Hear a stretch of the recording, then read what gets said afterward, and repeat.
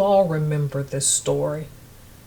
I had shared it on my channel like I think a couple of weeks, a couple of months ago. I've made so many videos, y'all. They're all hard to keep up with.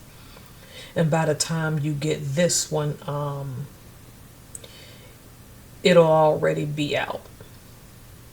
So we're all about to take a sad trip to Indiana, where a man who's 20 at the time, he was 17 years old, unalived his father, his stepmother, his older brother, the older brother's girlfriend who was due to give birth to his nephew, who she was carrying in 48 hours. So the nephew also died, baby nephew, unalived by default, because she was in the wrong place at the wrong time, and younger sister. Also recall that he had one brother at the time that was 2 years younger that somehow got out of the house, and he chased that brother down, and that as that brother was running, he was pew-pewed but begged for his life. That brother is the only surviving family member that lived to tell the tale. The girlfriend he was with at the time confessed, I guess, in court that he was angry that his father had the audacity to tell him that he's past curfew and to leave her house.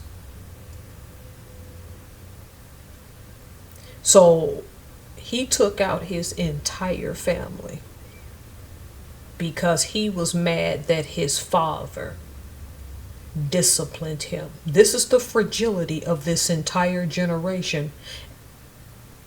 I can't just say regardless of skin color, though that is true.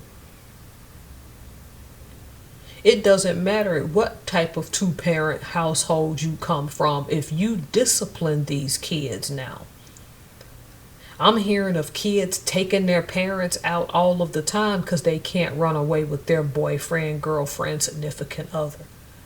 They took their cell phone away. They took their privileges to go outside away, and they just decide, I'm going to pew-pew, knife or unalive my parent because how dare they discipline me. And what's sad is in these situations, it's not as if the parents use corporal punishment, and that's not what this video is about. So whether you do or don't spank, I'm using that as an example. We're not talking about that right now.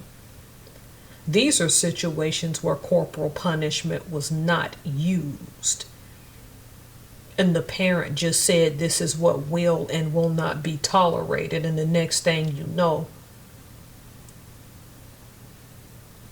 there are people making funeral arrangements. Imagine your brother wants you gone so bad that you're begging for your life and they don't care. Now you're 18 years old. You're going to live your life now without your immediate family, and the only person in your immediate family just got a 360-year prison sentence, well deserved. Because the girlfriend, from what I gathered, I can recall that when they found out what happened at his house, it's like he had no remorse. And I didn't put his photos here. I used Vecteezy images from my license. But he sat there with absolutely no remorse when the sentence was being read. Cold eyes. The last thing his father said to him was that he loved him, and he still sat there and pew-pewed him execution style. Telling his son that he genuinely loved him wasn't enough. His brother begging for his life wasn't enough. The fact that the family was about to celebrate a new addition to the family who also perished was not enough.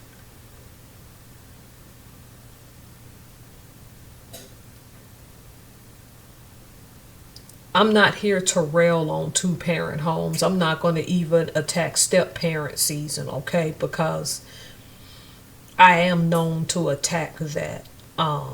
Here's the thing.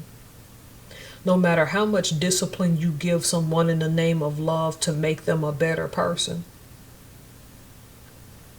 There's a point where you can be under 18 years old but know better and only care so long as something suits your selfish need. Here's the thing, all people who live under your roof under the age of 18, when you're feeding them, clothing them, will go through a selfish phase because they have not yet lived and understood how bills work, how the real world works. In his mind, all he had to be is 17, so he felt grown enough that nobody should have told him what to do, despite the fact he lived under a roof that he likely didn't have to help pay bills, got free food and free clothing. And the love of a father who looked his son in the eye, and that's the last thing he saw before he went and prepared for eternity.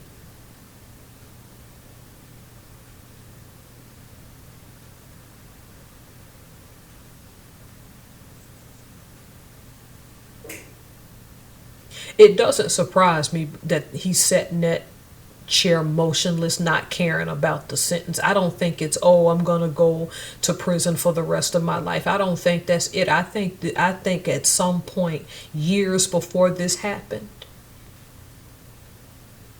that this now grown man developed narcissistic tendencies.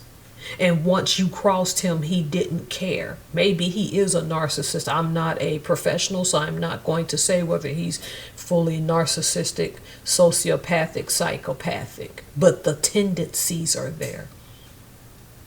At some point in time, years ago, based on my analysis, he must have woke up and decided, if stuff ain't about me and I can't have my way, I'm going to take you out. And people are like, no, he's just selfish. No. To look your father in the eye and have that man tell you that he loved you and that wasn't enough. For your brother to look you in the eye and have to run from you and beg you to stop, and you wanted to get rid of him anyway. You deserve to be locked up from society, because before you went after the brother, as soon as you took the father out first after he looked you in the eye and told you that he loved you, you displayed that there was no longer any help for you. There was no longer any hope, any future for you. Over a girlfriend that, mind you, when she was interviewed and found out that the family was unalived, she didn't know he did it at first. But she was upset because she didn't know he was going to take it this far. This was a cold person that was going to hurt a lot more innocent people if they weren't put away. That goes to show someone can be your blood kin, and you showing your love to them is not enough. When they're done with you, they want you out of the way. I recorded this on 16 of March 2025, but I'm gonna post it a few days later because this is just too sad for words. How many kids are walking around society right now old enough to know better and feel the same way and are waiting to snap on their parents just because they had the nerve to enter their bedroom in a house where they pay bills?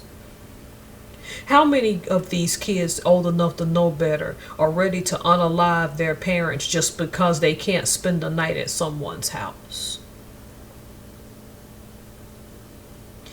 I'm going to end this. Before I do, excuse the burp, let me ask the question.